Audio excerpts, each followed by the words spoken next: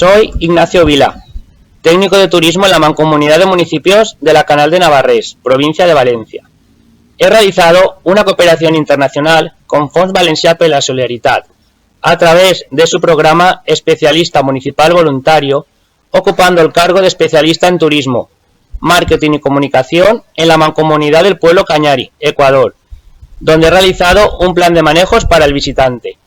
La experiencia ha supuesto un gran enriquecimiento, tanto personal como profesional, con mucho trabajo realizado junto a técnicos de los municipios y la mancomunidad de la contraparte, con muchas anécdotas vividas y la satisfacción de poder trabajar y colaborar en el desarrollo turístico de un territorio con muchas oportunidades. Muchas gracias.